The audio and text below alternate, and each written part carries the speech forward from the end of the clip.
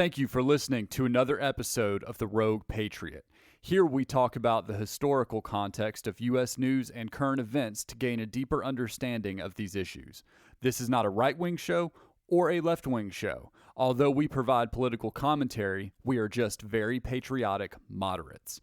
Do you love your country but don't agree with everything your party is doing? Do you hate it when people in political parties claim their opinions alone will be the sole savior of the country? If so, this show is for you. Help us, the moderate constitutionalists, take the word patriot back. All right, so today we have another discussion episode for you. So I'm joined by my co-host, Selena. Say hi, Selena. Hello, everyone. All right, so what are we talking about today? So today, let's kind of touch base on a more recent event with two sheriffs getting shot in Compton, California. Mainly want to discuss not really that event, but Biden's view on gun laws, and really just Democrats' view on gun laws, and just kind of take a glance at them for once and, really crack down on their thoughts. And, There is no greater source of nonsense than when Democrat politicians start talking about guns, because man, it just the false narrative, the just lack of basic knowledge. Like, I mean, it would really be like me telling a heart surgeon how to do heart surgery. Yeah, and I think they do that a lot. Democrats, for the most part, not saying that Republicans are uneducated, but Democrats are very into education and statistics and everything. But when it comes to gun laws, they never actually know anything about it. They don't do any research. They don't educate themselves. And it's more like they let their fears run their views instead of actually educating themselves on the topic. So let's just briefly go over the event that happened in Compton. So basically, you have some sheriffs sitting in a sheriff vehicle, and a shooter runs up, and it wasn't provoked or anything. The sheriffs were in their vehicle. Just have a shooter walk up, pull out a gun, shoot at him, and run away. Yep. And so the response to this, I do want to mention that I think this is actually, I know that the crazy comments about guns and gun legislation come primarily from the talking heads and politicians that are Democrats. I think a lot more than the rank and file, like actual people that are voting for them. Because the majority of the country supports gun ownership, like by a huge margin. Which makes sense, yeah. Yeah, I mean, it's one of our rights. Yeah, and this is, I think, really an issue where the media makes it look like there's a huge difference between the people, but the difference isn't nearly as big as they actually talk about. Yeah. But anyway, so yeah, this guy comes up, and this is not the first time this has happened, but this person comes up and shoots two cops that are just sitting in their car not doing anything. Now, we've gone hard on cops previously on this show in a few different ways, but we're not anti-cop, we're anti-bullshit. And so that's where that's come from. So, I mean, this is abhorrent. It's awful that this happened to them. And obviously justice needs to be served on that person. Now, where this ties in with the topic of the show is that the first response from Joe Biden, who is the face of the Democratic Party right now, his first tweet in response to this was, quote, "Weapons of war have no place in our communities. We need to ban assault weapons and high-capacity magazines." Yeah. Let's actually talk on assault weapons, just that term. Okay, so it's disappointing that, again, the Democratic Party, or maybe just the party elites, have picked a candidate and picked a message that, number one, does not resonate with the majority of the American people, and number two, factually makes no sense. Yeah. So assault weapons, that term is a made-up term from politicians. There is no designation in gun manufacturing or classification where one gun all of a sudden turns into an quote-unquote assault weapon. It just doesn't work that way. That term has been popularized over the past like 30 years or so from people who are scared of scary looking guns and don't understand the difference between a semi-automatic and fully automatic gun, and also don't understand that just because a gun looks scarier doesn't mean that it's any more lethal than something else. Yeah, and it's like the comparison of looking at a pocket knife compared to a handgun, and then having these larger, scarier looking weapons compared to a sword. Yeah, like, exactly. Oh, the sword is an assault weapon. So right, or a chef's knife is an assault weapon, but a pocket knife is fine. Yes. But the thing is, that is even granting it more logic than it deserves, because they're not just, it's not that straight down the line. It's not like they're saying every pocket knife is fine and then anything that's a chef's knife or bigger is not fine. No, so there are 100 cases of these lists that they come up with of what actually is an assault weapon, which, by the way, is defined by, number one, specific models that they'll ban, or number two, features of guns that they consider to be that they consider would make a gun an assault weapon. And this is just totally arbitrary. So sometimes they'll have a color of one gun, like a Ruger Mini 14. The black version will be an assault weapon, but the camo version won't be an assault weapon. They do stuff like that all the time. Oh, it doesn't so make you were any actually sense. meaning actually the color of the gun. Yes. Like Actually, that's the color. only thing the that's only different. Yes. So the cosmetic look. Yes. And there's Sorry, examples. guys, we were talking about this earlier, and I was trying to clarify like color categories, and I totally thought he meant like graft wise. I didn't know you meant the actual color. Yes, the actual freaking color of like the stock and the plastics on it. Wow. Yeah, it's just nonsense. Or they'll have a semi-automatic version of like a 308, which is a big freaking bullet. That's totally fine, but a semi-automatic 22 that's black, that has a removable magazine, that has a pistol grip and looks scarier, is an assault weapon, even though the bullet, it's a million times less lethal. Well, that's what happens. I mean, when people talk on subjects that they're not educated in. Yeah, exactly. And there's one senator in particular that is fantastic for coming up with this nonsense.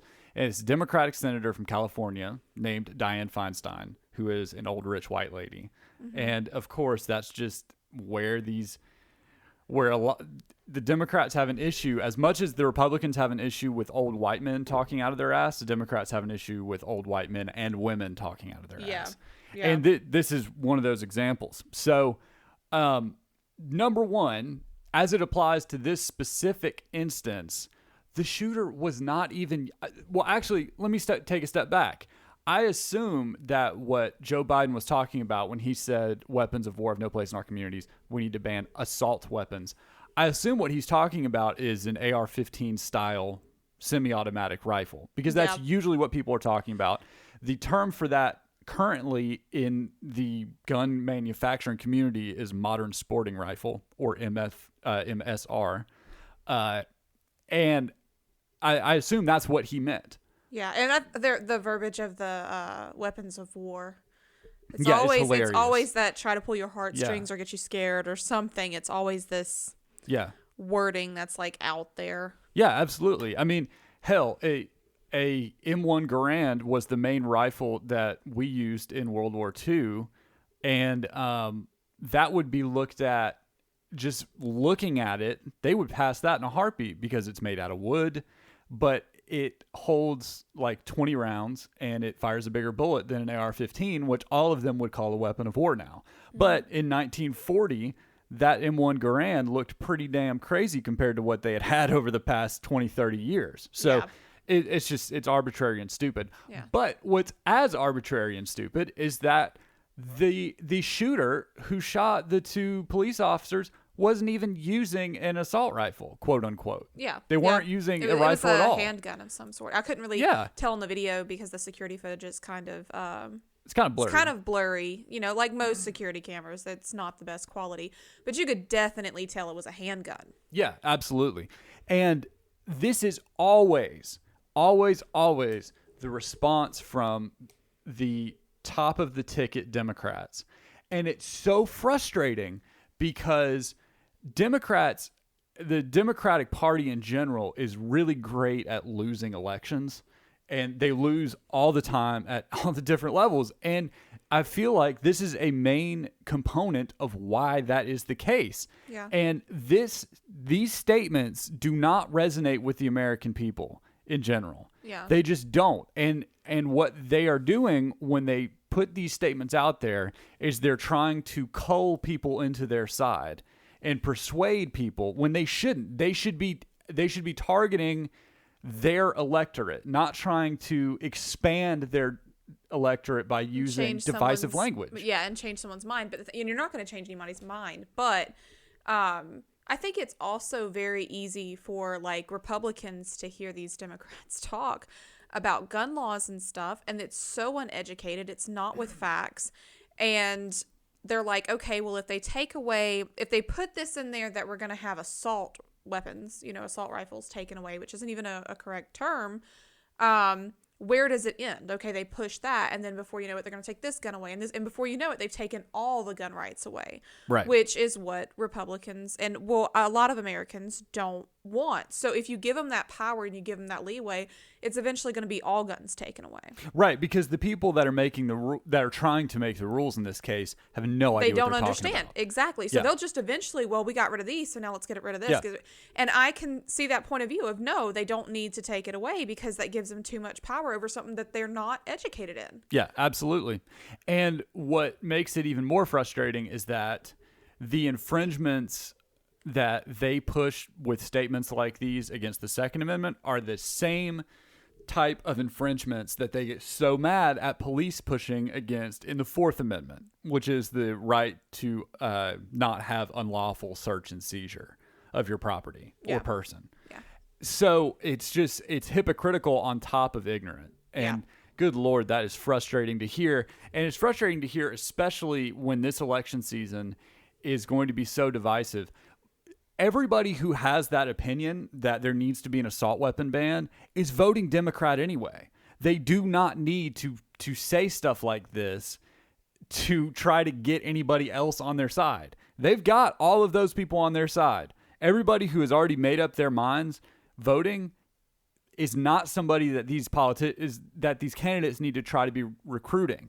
They need to shoot for the middle. And that's something that I've read 100 articles about how Trump is doing a bad job of getting independent voters and moderate voters this election season because he keeps sowing this divisive kind of rhetoric. He's not speaking in a unifying form. I haven't read anything like that about Joe Biden, but I think he's doing it just as badly or worse. Yeah. By saying stuff like this. So, with the Democrats, I don't understand why their main focus is to try to take guns away or a specific type of gun away instead of focusing more on what we already have in place that's not actually being enforced. So gun laws that are currently, in effect. Yeah.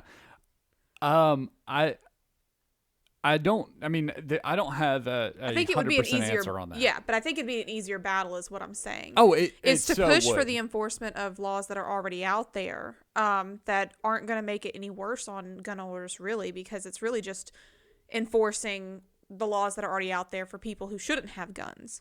Yeah, and that is something, look, all that would take is not even a policy change, just a leadership change in the Department of Justice so that those laws would begin getting enforced the way they should be. Yeah. We have a really excellent profile of gun laws right now. Yeah. And if you actually look at them like listed out, which is kind of hard because they're different at the state level, local level, federal level, but if you look in general, there are really good policies. Look, if a judge has ever found you mentally deficient, you can't go buy a gun. If you are a substance user or addict, you cannot go buy a gun. If you're buying a gun for somebody who is underage, you cannot buy a gun. Or if you're trying to buy a gun for somebody who's a felon, you cannot. All of those things are illegal. Yeah. And if you try to buy a gun, then you have to fill out a form, assuming you're buying it from a business. And if you lie on any of those little check boxes, it's a felony. Or if you accurately put down that you are, that you were found mentally deficient, but you're trying to buy a gun anyway, that's a felony too. So there's a good list of laws that we have. The problem is the feds aren't enforcing them well. Yeah, and I think that'd be a big win for, I mean, really any politician, but especially a Democrat, if they focused more on that and pushed for that and won that part. You would satisfy a lot of the Democrat Party while also not pissing off the Republican side, No, which could 'cause- actually get you votes, because it was like, hey, this person may be Democrat, it may be on the opposite side, opposite party of me, but they've got good ideas. Yeah, which I have to note this. What you just described is a moderate policy. It's a policy that is in between both parties. The majority of Americans, are moderates. For God's sakes, please, somebody listen. Yeah. And for the love of God, use a moderate policy in your platform. It will help. Yep. Our whole show is about moderate in politics, moderation of these insane political spectrum views. So anyway, I just had to ram that one home a little bit because, good Lord. Yeah. What you just said is such a beautiful way to handle this problem in the face of the public, and then actually the mechanical workings of how it would be solved. Yeah, I think people take what they're passionate about, though, and they go on the extreme side to really achieve something that you have like with the Democrats and these gun laws, you have the Republican fighting back so hard that if a Democrat did win taking away guns, it would be this huge difference that they made and this huge win. And I think politicians are looking for a huge win too much to actually get any win. Yep. And I'm not just talking about Democrats. I'm talking about Republicans too. I'm talking about either side.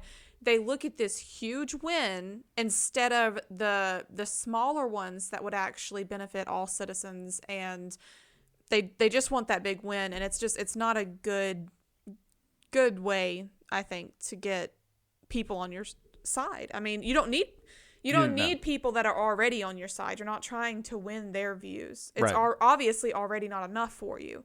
So, I mean, I don't know. But yeah, it's frustrating, and it's equally frustrating that the whole time that Obama was president, we heard from Republicans about how they always wanted, about how Democrats always wanted more gun laws, never enforced the ones that we have. And we get Trump in office. We get very, very Republican conservative attorney generals running the Department of Justice. And what do we have? The same result. They're still not really being enforced. No one enforcing them. Yeah. And what is an assault weapons ban going to do? Well, all it's going to do is prevent new sales of some list that these people come up with, of that list of gun. That's it. They're not going to confiscate. All it's going to do is make it to where a spouse can have the gun you wanted. It's just you wanted it in pink and they wanted it in blue. Yeah, exactly. So you get the blue one, but you don't get the pink one, or vice versa. Yeah. That's right. And it doesn't ban, look, there was an assault weapons ban in the 90s that was passed under Clinton's first term, and it expired in George W. Bush's first term. And it was nonsense. And as a part of that bill, the Congressional Research Office was required to do studies on what the effects of it actually were, and they found nothing. They found that 10 years of banning new sales of these weapons did absolutely nothing to reduce violent crime, which is, by the way to measure this problem. And one thing that you'll hear Democrats talk frequently about when this issue comes up is that there's 30-some thousand people killed by gun violence every year, or 40-some thousand people. And what they're doing is they're lumping in violent crime and suicide together all as one, which is insane. If you think that, it's insane to think that somebody coming up and trying to rob you and shooting you and killing you in the process is the same as somebody who wants to and successfully takes their own life.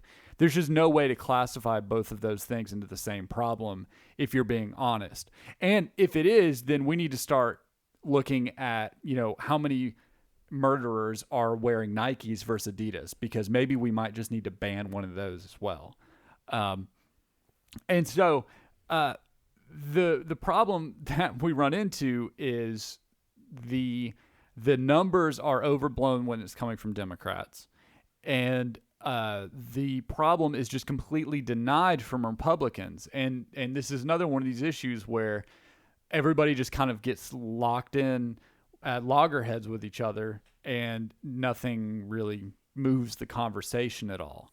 But what was found on the last assault weapons ban is that there was no effect on violent crime whatsoever from banning those guns. And it didn't even ban it was like what we're talking about now. The one in the 90s, it banned some, it didn't ban others. And when it comes down to it, what determines the lethality of a weapon is the size of the bullet it's firing and how quickly it can fire those bullets. Well, anything that's semi-automatic can fire basically at the same rate. It's one shot per trigger pull. You pull the trigger once, you get one shot. You pull it again, you get another shot. And no proposed assault weapons ban bans all semi-automatic guns. So if you ban an AR-15, which shoots a .223 bullet, but you don't ban a different looking semi-automatic that is not an AR-15 style, but also shoots a .223 bullet, you've done nothing because it's the same round. It's still semi-automatic. It can be fired at the same rate. So it's just pointless. That is one reason why you didn't see any change from the assault weapons ban in the 90s, but also because the overwhelming majority of gun crime is committed with large caliber revolvers. And how do we know this? Because shockingly, people actually study it in the government, and we don't have to just make up reasons as to why things are happening. There's data behind this. The FBI studies gun crimes every year. They publish a report with the number of homicides, with violent crime in general, but with gun crime specifically, and what guns were used to commit that crime. And they might even break it down into like what types of criminals are the most likely to be violent with guns. But it was like 70-some% as of 2013 or 14, 70-some% of violent crimes that involved a gun were committed with a large caliber handgun. There were about 3% that had a semi-automatic weapon involved, and the rest were shotguns. So your big idea to fight gun crime is to ban new sales of weapons that are only involved in crimes 3% of the time anyway. Yeah. That's insane. Well, I also think that if a criminal wants to do something, they're gonna get the weapon of their choice one way or another and do it. That's being a criminal. It's kind of like setting a law and expecting it to stop crime. I'm not saying we shouldn't have laws against crime, but expecting it to stop the crime instead of just make it harder on them is kind of ludicrous. Because if you think about it, you're not supposed to be like selling crack and meth, but does that still happen in the world? Right. I mean, you have laws against this stuff, but it doesn't stop it. So if a criminal wants to go get what they're referring to as an assault rifle, they're going to acquire an assault rifle and go commit a crime. That's just how it is. So, and the one thing to help prevent them get the weapon of choice, or any weapon actually, not just the weapon of choice, but the weapon, is to enforce those already existent gun laws. Yeah, absolutely. It would be a combination of that. That would help prevent people from getting weapons.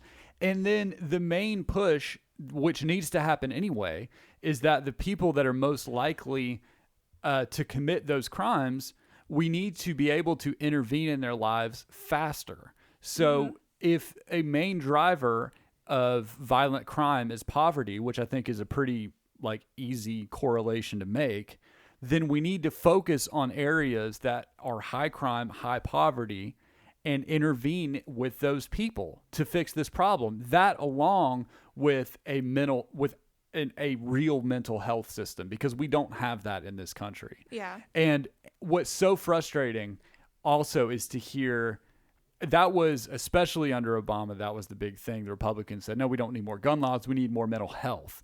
And that was just discarded by Democrats completely at the time, when really that is a very, very Democratic idea. That fits right in with their party's ideology to increase mental health. But no, in the context of this one debate, we're actually not for that because we're actually for this other thing that gets our base more riled up. It's like, come on, man. That is just stupid playing politics, and it is losing them voters. Yeah. I mean, it's crazy. It's definitely sad, speaking of just like mental health, that, law enforcement and stuff doesn't really have the proper training to even handle someone with mental health conditions. Oh my God, they so don't. And it's really sad because it has certain situations blow up that looks really bad on law enforcement, and no one pushes for them to get the proper training. And so many different just events just could be non-existent if people actually focused on law enforcement getting training on how to handle people with mental issues and how to actually identify someone with a mental issue, when they're out and doing something. Who knows how many of the people that are killed by police every year have a severe mental illness, because if they weren't diagnosed before, you can't diagnose a mental illness in somebody who's dead. Yeah. So it's not like you can just take a picture of their brain and say, oh yeah, this person was schizophrenic. Or bipolar or something, Yeah, or borderline, yeah.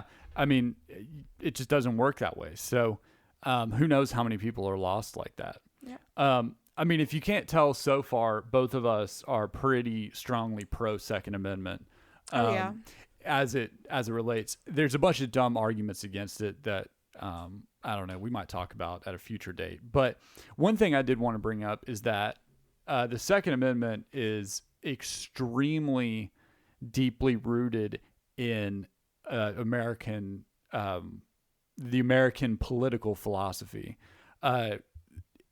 It goes back to, I mean, the roots of the founding of the country and the philosophers that were used to create the philosophers' work or ideas that were used to create the Declaration of Independence and the Constitution, the Articles of Confederation, all these early American documents. The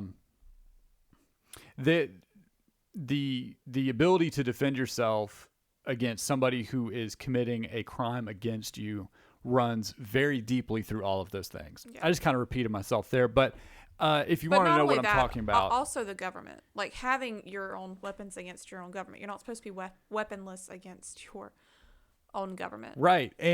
And so the degree that they felt that way at the founding of the country is they were so opposed to anything that even looked like a tyrannical government, because obviously they just broke away from that the way the country was at its founding would be completely unrecognizable to Americans today.